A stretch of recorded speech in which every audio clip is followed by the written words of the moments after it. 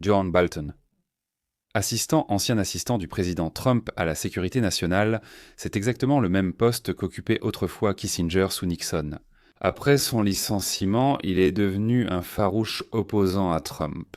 Trump l'a envoyé, et c'était un républicain pur et dur, mais il a fini par rejoindre les progressistes de gauche. John écrivait et disait des choses qui faisaient dresser les oreilles, même aux démocrates plus ou moins rationnels. Récemment, le FBI a perquisitionné sa maison et son bureau. Parce que dans son livre de mémoire, qui vient tout juste de sortir, il parlait en détail d'une série de projets secrets dont les détails ne pouvaient être connus que, disons, en ayant des copies de plusieurs documents confidentiels que Bolton n'aurait absolument pas dû avoir. Comme vous le savez, le FBI vient tout juste de perquisitionner la maison et le bureau de Bolton il y a quelques semaines. Et ce qu'ils ont découvert, honnêtement, est assez choquant.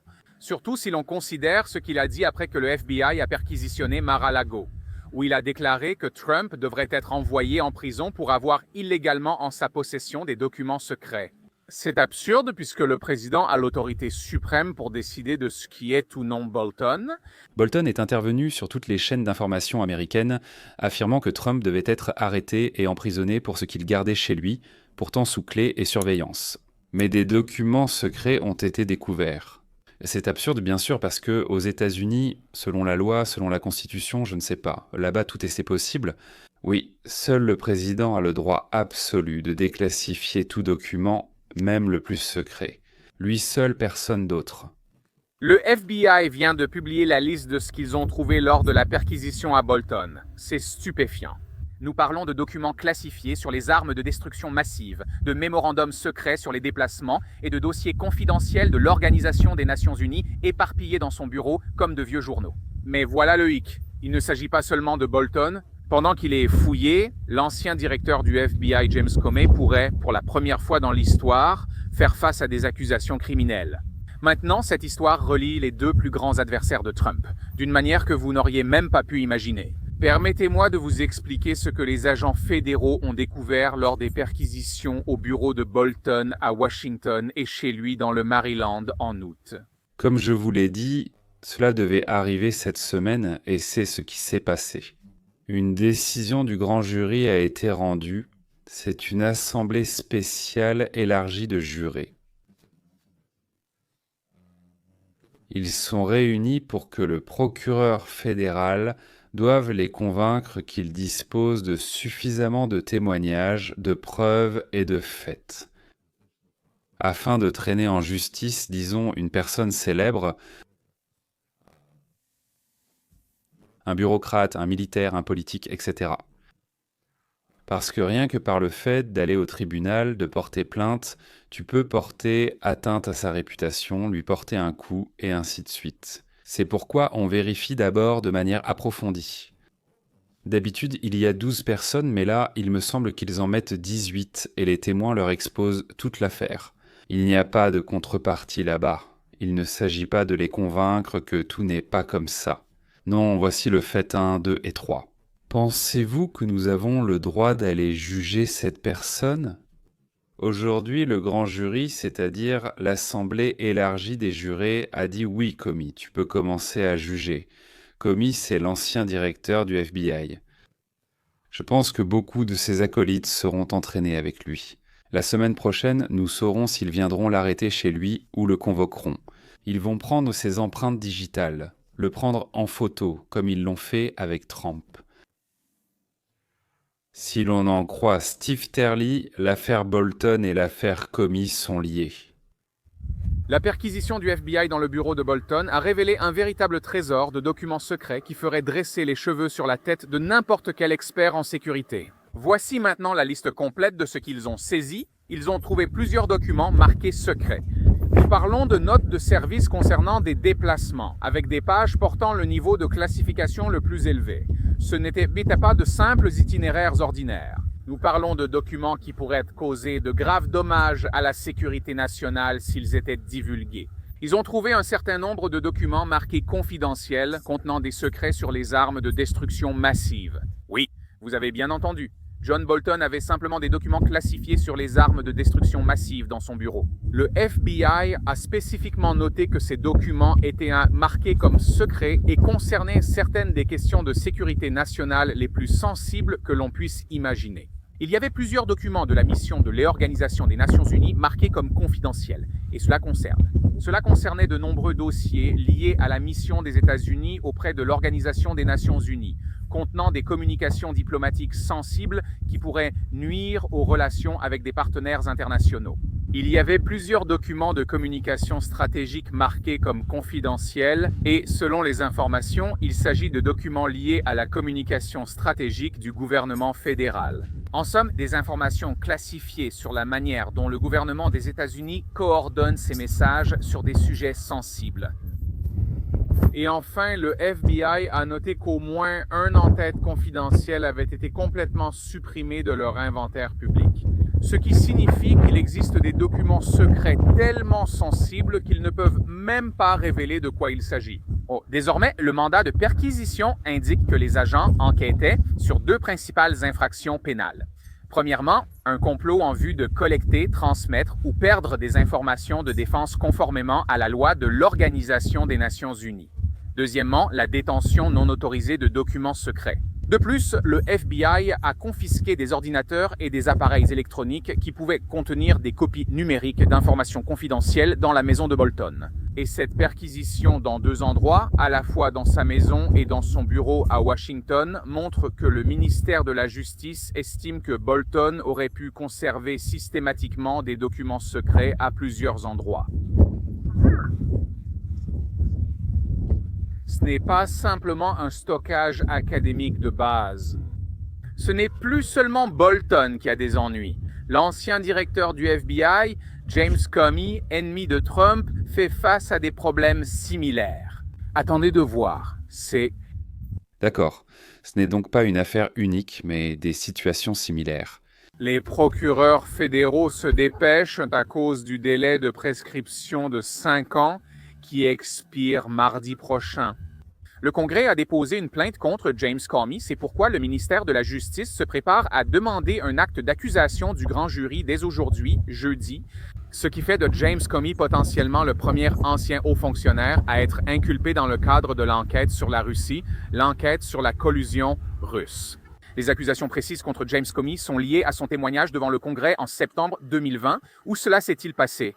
Selon des sources proches de l'enquête, il est accusé de mensonge. Sur la question de savoir s'il a donné l'autorisation de fuite au Wall Street Journal pour un article d'octobre 2016 concernant l'enquête sur les emails d'Hillary Clinton.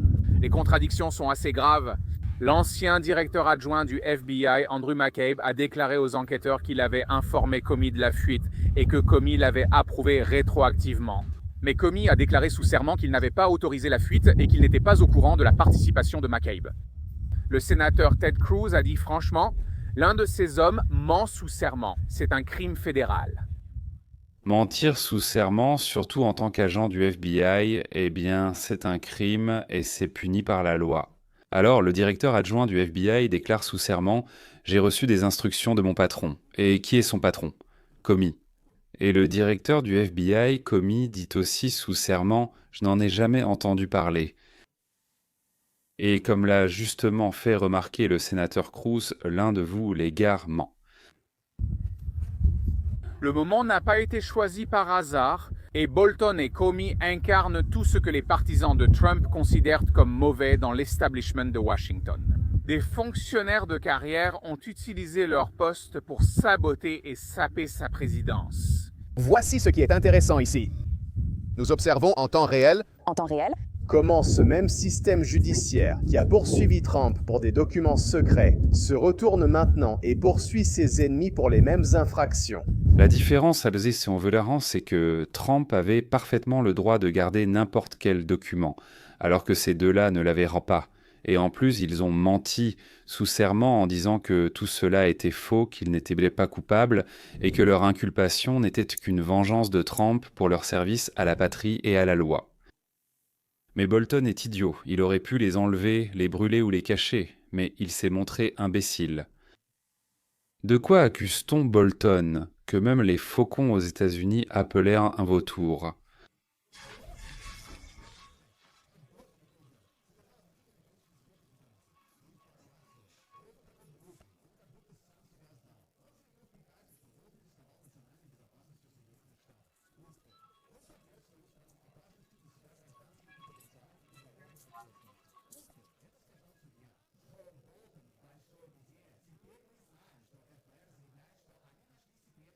Ils ont fouillé son bureau à Washington et les documents qui s'y trouvaient. Récemment, beaucoup de personnes sont sorties avec de nombreuses boîtes de documents.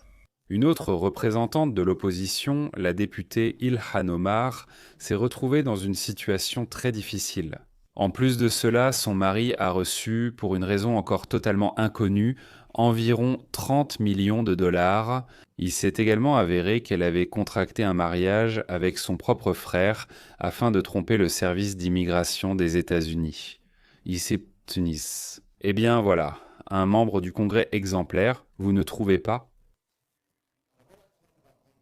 Je veux en parler rapidement. J'ai déjà fait un reportage aujourd'hui à ce sujet. En tête, Ilhan Omar a dit quelques mots à votre sujet et à propos du président Trump. Je veux montrer cet extrait. Et si nous pouvons avoir votre réaction à cela.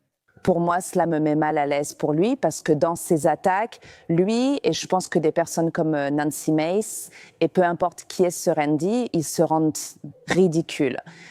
C'est une honte pour nous en tant que pays parce que ce sont des personnes élues à des postes de direction. Il doit être le président des États-Unis qui part en Europe pour nous représenter. Quand il fait cela, il n'est pas assez instruit pour comprendre que les membres du Congrès ne peuvent pas être mis en accusation. Quand Nancy et Randy disent « on s'en occupe », on va la mettre en accusation. Quand ils affirment vouloir me déporter, alors qu'ils savent qu'on ne peut pas déporter un citoyen américain. Ce que cela montre non seulement aux Américains, mais aussi aux gens sur la scène internationale, c'est que notre pays est dirigé par des idiots. Et ce n'est pas quelque chose que nous, en tant qu'Américains, devrions tolérer. Et ce n'est pas quelque chose dont nous devrions être fiers. Et en ce moment, je ressens une grande tristesse, en tant qu'Américaine, que de telles personnes nous représentent devant le monde.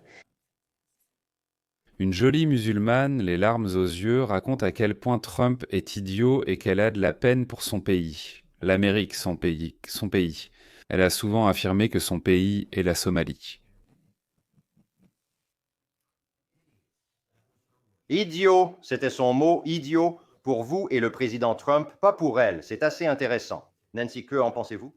Non, c'est assez étrange. Je ne peux rien imaginer de plus idiot que de prétendre représenter la Somalie. Étant élu membre du Congrès des États-Unis, qu'a fait Ilhan Omar encore et encore? Nous avons tous vu la vidéo où elle dit « Je suis juste une fille somalienne et je veux simplement rentrer chez moi en Somalie. C'est le pays que je représente. » Et vous avez vu des vidéos avec l'ambassadeur en Somalie, le premier ministre ou le président de la Somalie dire à quel point c'est bien qu'Ilhan Omar soit au Congrès parce qu'elle est la première à qui s'adresser. Ce n'est pas du tout américain et c'est stupide. Elle le sait, elle sait mieux que ça. Maintenant, elle dit qu'elle ne peut pas être expulsée, ce qui me dit qu'elle ne connaît pas très bien la loi. Selon l'article 8 du Code des États-Unis, elle peut être expulsée. Elle peut l'être de sa citoyenneté et puis déportée, surtout s'il y a eu fraude dans le processus d'obtention de la citoyenneté américaine. C'est exact. Le jury n'a pas encore rendu de verdict. Nous n'accusons personne ici. Beaucoup de fumée laisse penser qu'il y a souvent du feu. Je veux dire que... Je pense que le président Trump a posé la bonne question sur Truth Social. A-t-elle épousé son frère? Une héroïne du Parti démocrate, la chef des démons, la démocrate Kamala Harris, a écrit un livre où, pour faire sensation, elle couvrait son ancien patron de saleté liquide, tout comme d'autres dirigeants démocrates. Eh bien, elle voulait gagner de l'argent, alors elle y est allée. Elle en parle sur toutes les chaînes de télévision. Waouh. Assez de négativité à propos de ce livre. Paul, c'est comme ralenti.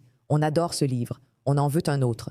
On veut une suite. Je prendrais une 3e édition. Elle est encore en tournée. C'est un cadeau. C'est une manne du ciel. De quoi te plains-tu? Arrêtez de critiquer ça.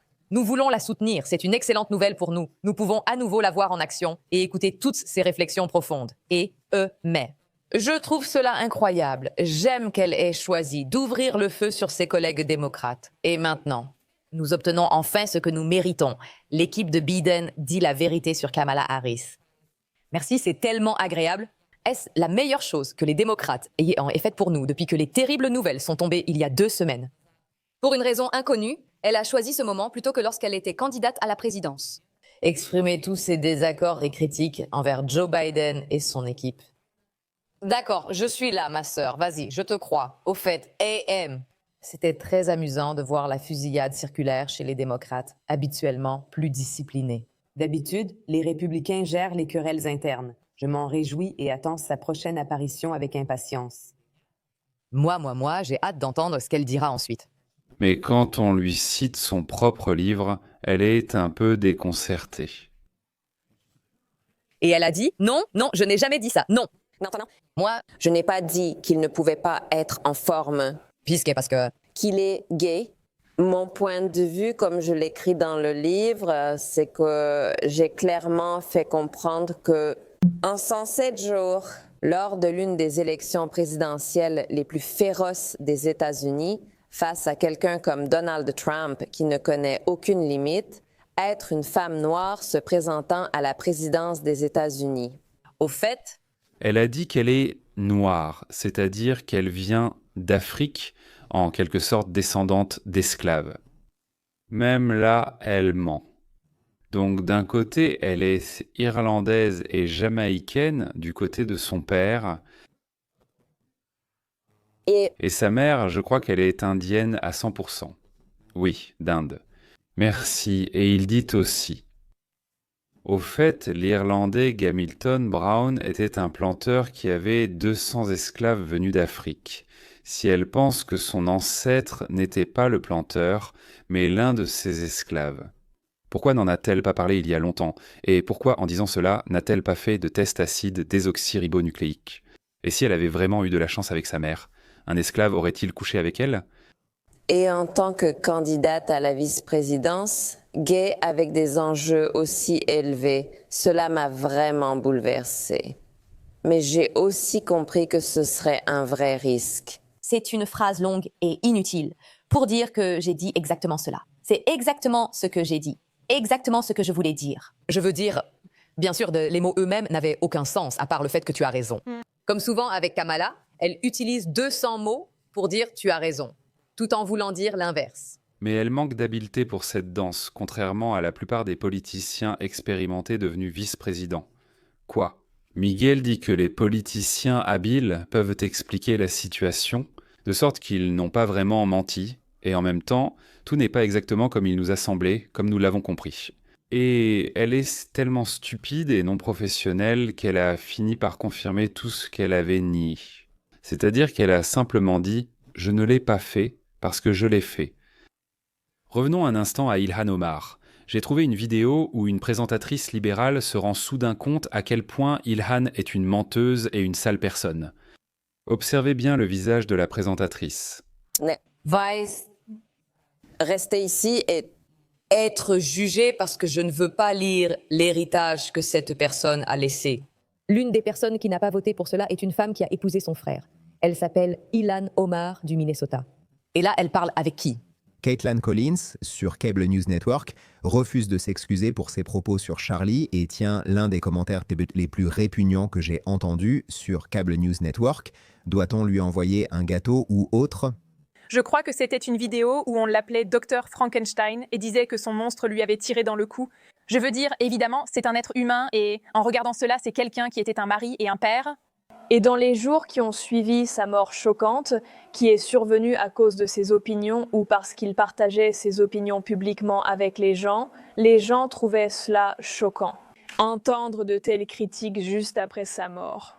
Ce qui me frappe, c'est que tant de gens sont prêts à justifier les choses les plus odieuses qu'il a dites simplement parce qu'ils sont d'accord avec lui, qu'ils sont prêts à lui ériger des monuments, qu'ils veulent instaurer une journée en son honneur et qu'ils souhaitent adopter des résolutions au Congrès pour honorer sa vie et son héritage. C'est une chose de se soucier de sa vie, car évidemment, tant de gens l'aimaient, y compris ses enfants et sa femme. Regardez, s'il vous plaît, le visage figé de la présentatrice. Mais je ne vais pas rester ici à être jugée parce que je ne veux pas honorer l'héritage que cet homme a laissé. Il devrait être relégué à l'histoire. Et nous devons, j'espère, aller de l'avant et oublier la haine qu'il répandait chaque jour. En fait, je suis un peu sans voix. Et en l'honneur de Charlie, je ne vais pas dire les quelques mots qui me viennent à l'esprit à son sujet. Même si Trump agirait ainsi et détesterait ses opposants, aujourd'hui, en ton honneur Charlie, je choisis une approche plus bienveillante. Dire que Charlie et ses idées devraient être jetées à la poubelle de l'histoire, c'est méchant. Je n'ai rien d'autre à dire. Maintenant, vous savez, de notre côté, nous ne croyons pas à la violence et nous n'avons pas besoin de le préciser quand nous parlons parce que c'est inscrit dans le code d'être américain. Ce que nous pouvons accepter, c'est que des gens qui pensent différemment vivent dans ce pays, nous pouvons l'accepter. Eux, apparemment, ne le peuvent pas. Qu'elle vive dans ce pays parce qu'elle a épousé son frère, nous en discuterons un peu plus tard. Mais nous ne croyons pas à la violence alors qu'eux y croient. Et qu'est-ce qu'elle ferait? D'abord, savez-vous ce qu'elle a dit? Charlie, en fait, a été tué par son propre monstre de Frankenstein. L'idée, c'est qu'il a aidé, pour ainsi dire, à préparer le terrain pour que cet enfant, ce monstre, qu'il a tué. En fait, c'est sa faute. C'est l'histoire de Frankenstein et de son monstre, non? C'est intéressant qu'elle ait soit lu sur Frankenstein, soit que quelqu'un lui ait raconté le synopsis. Mais elle n'est pas idiote, même si c'est une salope, bien sûr. Et ça, c'est non, madame. C'est vous qui avez fait ça, vous et les progressistes, qui avez embrouillé des générations sur leur identité de genre et les avez radicalisés dans les positions politiques les plus folles, les poussant à se détester eux-mêmes et à détester leur pays. Dans cette situation, vous êtes le docteur Frankenstein, pas Charlie. Charlie, lui, essayait de réparer les dégâts que vous avez causés. Ces créatures, ces monstres, ces abominations dirigeaient les régions à la Grande Amérique. Comment réagissent les Américains? Même les jeunes, je pars. Du Parti démocrate à partir d'aujourd'hui. Je suis simplement venu ici pour annoncer officiellement ma rupture avec le Parti démocrate. À partir d'aujourd'hui, après avoir vu comment les libéraux, la gauche et les démocrates se comportent dans cette situation, je ne voterai plus jamais pour les démocrates. Plus jamais. Jusqu'à la fin de ma vie, je voterai toujours pour les républicains. Les démocrates, en ce moment, semblent ne penser qu'à ça. Oh mon Dieu, il n'est pas d'accord avec moi. Oh mon Dieu, il n'est pas d'accord avec moi. Oh mon Dieu, il n'est pas d'accord avec moi. Désolé, mais je ne peux pas faire partie d'un parti qui fait ça, parce que ce n'est pas un parti, c'est une secte. Quand je me suis vraiment assise et que j'ai écouté les débats de personnes comme Charlie Kirk, ça a commencé à avoir beaucoup de sens. Depuis que j'ai quitté le Parti démocrate, je n'ai plus une mentalité opprimée et déprimée. J'assume la responsabilité de mes actes, je me suis rapproché de Dieu. Ancien démocrate, je ne voterai jamais pour les républicains ou démocrates. J'étais indépendant du Parti pourpre. Vous m'avez perdu, maintenant je suis complètement du côté des rouges. Quand vous célébrez et vous réjouissez du meurtre de quelqu'un qui exprimait simplement un point de vue différent de celui auquel vous êtes habitué dans les universités, de nos jours, vous faites et ferez toujours partie du problème si vous vous réjouissez de cela. Il était un homme de famille, il est simplement venu et traitait tout le monde avec respect et il était prêt à cela. C'est lamentable et le Parti démocrate est devenu pareil. Des vidéos où seuls les gens de gauche appellent à éliminer des opposants politiques, que ce soit Trump, J.D. Vance, des gens qui célèbrent ce qui s'est passé. C'est tout simplement un comportement odieux. Le fait que j'ai fait partie de la gauche pendant 7 ans, je n'aurais jamais pensé qu'un jour, je devrais regarder mon propre parti et me dire « Attendez une minute. Je ne peux plus vous soutenir parce que tout ce que vous faites maintenant va à l'encontre de vos opinions politiques, de vos valeurs et de vos convictions. Promouvoir la violence contre ses adversaires ici, c'est mal. » Je peux fournir encore 2 ou 3 dizaines, voire 2 ou 3 centaines de déclarations similaires. Je ne suis pas sur la même voie que vous, les démocrates. Vous êtes des menteurs, vous êtes répugnants, vous m'écœurez. Je veux rejoindre ce cœur. Ce n'est pas que j'étais un démocrate et que j'ai soudain décidé de partir, mais moi aussi je pense qu'ils sont des menteurs, qu'ils sont répugnants, dégoûtants et que je ne suis plus sur la même voie qu'eux depuis longtemps. Le Parti démocrate, qu'il meurt tranquillement, et qu'un nouveau parti de centre-droit émerge sur le paysage américain, comme les républicains ont émergé après les Whigs, qu'un parti de centre-droit apparaisse pour rivaliser et se battre contre les républicains. Et sur la question de savoir comment mieux construire un marché libre, des relations honnêtes, sans ingérence dans la vie privée de l'individu. Que la terre, comme on dit, soit légère pour le Parti démocrate devenu extrémiste. Nous devons construire la société selon le principe de Hillel. Le rabbin Hillel était, pour ainsi dire, un philosophe juif qui vivait à Babylone 100 ans avant le Christ et qui a dit « Ne fais pas à autrui ce que tu ne voudrais pas qu'on te fasse ». Traduction libre de Saramite. D'ailleurs, chaque dimanche à 10h du matin, heure de Los Angeles, je parle de la façon dont on peut généralement construire une telle société. Au fait, 10h du matin à Los Angeles, c'est donc 20h00 à Kiev, il me semble qu'il en est de même pour Israël, et c'est 13h à New York. Donc j'explique comment construire une telle société, comment faire en sorte que les États-Unis non seulement reviennent à leurs racines, mais deviennent encore plus prospères et encore plus sûrs, encore plus du côté de l'individu, et non des dirigeants qui, dès qu'on les élit, s'arrogent immédiatement plus de pouvoir que ce que nous leur accordons. D'ailleurs, dans la description, téléchargez mon livre. C'est Le capitalisme s'entend en russe. Il l'a écrit en anglais, puis il a été traduit. Alors, téléchargez le livre et dès le lendemain, vous commencerez à recevoir chaque matin une vidéo de 10 minutes. Regardez-la avec votre café du matin. Tout cela est gratuit. Tout cela est assuré par une organisation à but non lucratif appelée Science of Freedom Foundation, c'est-à-dire la Fondation Science de la Liberté. Oui, donc voilà. Ce sera utile à tous. Essayez. Dimanche, allumé vers 10h. Je fais une annonce et ensuite, disons, ceux qui se sont abonnés regardent. Voilà. Le fait est que j'explique qu'on a trouvé la meilleure façon d'exister en société, mieux que ce que nous appelons la démocratie politique. Nous parlons de démocratie, mais il s'agit en réalité de démocratie politique, très différente de la démocratie de marché. Alors, messieurs, merci de m'avoir écouté, et j'espère que dimanche vous nous rejoindrez, parce que là-bas je raconte beaucoup de choses intéressantes. Et ensuite, ceux qui écoutent posent donc des questions aussi bien sur le sujet que sur des choses générales. Donc si vous avez envie de poser des questions, n'hésitez pas à nous rejoindre. Au revoir.